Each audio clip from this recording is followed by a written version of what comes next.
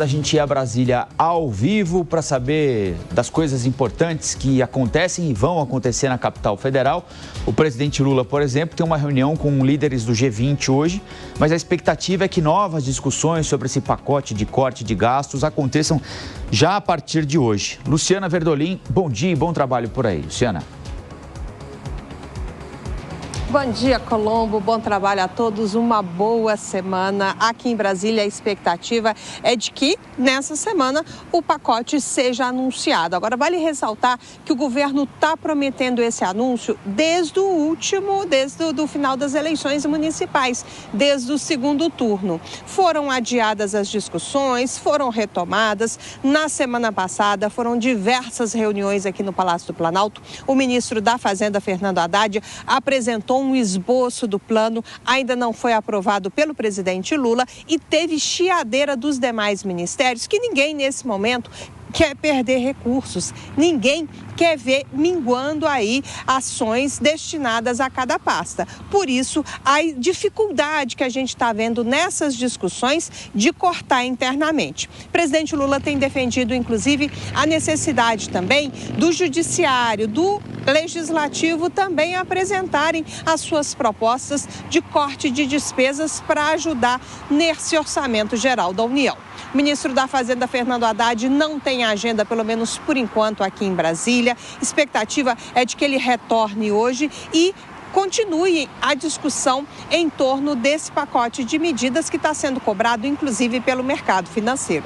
O presidente Lula, em entrevista, fez questão de ressaltar que o mercado reclama muito, que as coisas estão melhorando na avaliação do presidente da República e que não adianta pressionar, que se for necessário aumentar um pouco os gastos para garantir melhores condições para fazer a economia girar, essa vai ser a decisão aqui da administração federal.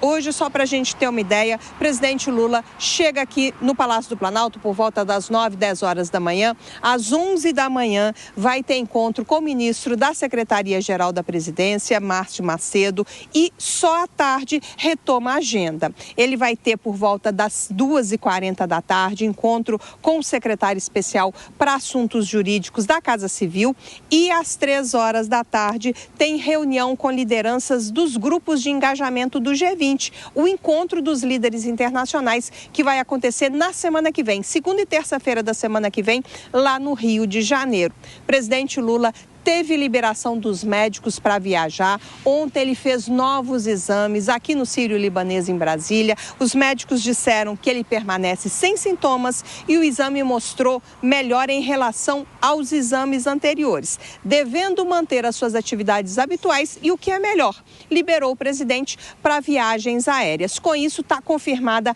a presença do presidente Lula na semana que vem, lá no Rio de Janeiro, na reunião do G20. Esse final de semana também, a gente teve a confirmação de que vai ter GLO, a garantia da lei e da ordem, com militares atuando na segurança, em conjunto com as forças de segurança do estado do Rio de Janeiro e também federais. O objetivo é evitar qualquer tipo de problema durante esse encontro com lideranças internacionais, que vai reunir 60 delegações, 40 chefes de estado e a presença dos militares, segundo o Exército Brasileiro, segundo o Ministério da Defesa, vai garantir que nenhum problema ocorra durante a reunião, as discussões do G20. Marinha, Exército e Aeronáutica. Só para se ter uma ideia, o Exército vai empregar 7.500 homens. Vão atuar em atividades como escolta de autoridades, segurança de perímetro, proteção de infraestrutura, patrulhamento de vias aéreas, ações de contra-terrorismo, guerra eletrônica, defesa cibernética, defesa antiaérea. A Marinha vai atuar ali no litoral do Rio de Janeiro e a Força Aérea Brasileira tomar conta do espaço aéreo. Só para a gente ter uma ideia do tamanho do evento e do grau de dificuldade, de garantir toda a segurança, na segunda e terça-feira, expectativa, inclusive, é de que aeroportos na cidade estejam fechados para evitar qualquer tipo de problema. O presidente Lula deve ir para o Rio no fim de semana, expectativa de semana bastante agitada. E nós vamos acompanhar tudo juntos por aqui, sempre com o apoio da Luciana Verdolim, ao vivo e direto de Brasília, e com análises do Cristiano Vilela, chegando para se juntar ao time do Jornal da Manhã. Vilela, vamos para a terceira semana de discussões. Não é um assunto fácil mesmo, cortar é difícil, na vida particular de cada um de nós já é difícil, imagina então no orçamento público. Me chama a atenção a declaração dada pelo presidente nessa entrevista, a qual a Luciana fez a referência, Vilela, que diz que se precisar investir, se precisar gastar mais, pode gastar, é uma opção. Não deixa de ser uma opção, sem dúvida alguma. Mas ela tem custos dramáticos para o país no médio e no longo prazo, não é, Vilela? Bom dia. É isso aí, Colombo. Um ótimo dia para você, para a Lívia e todos que acompanham o Jornal da Manhã.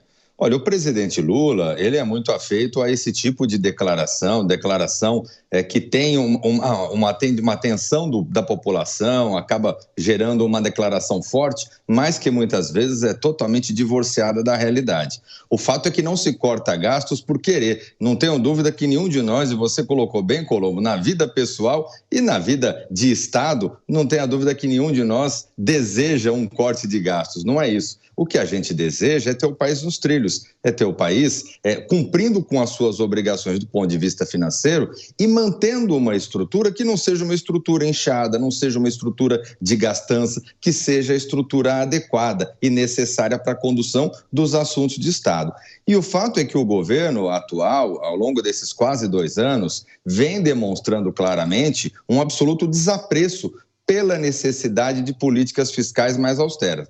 Por mais que tenhamos a área financeira do governo, muitas vezes, tendo que adotar algumas medidas, e agora, nesse momento, existe a necessidade do corte de gastos, no sentido de cumprir o atendimento do déficit, não zero, mas do déficit quase zero, que é as exigências legais que nós temos hoje em dia, isso faz com que não seja uma questão de querer, mas seja uma questão de necessidade, e o governo, mais uma vez, demonstra essa dificuldade à medida que vai tentando cortar de uma pasta aqui, mexer na outra pasta ali, mas vai sofrendo uma resistência muito grande por parte dos ministérios. Estamos agora na terceira semana, vamos ver se finalmente vamos ter esse anúncio para acabar de vez com esse problema e com toda a pressão que esse problema gera no real e na economia brasileira.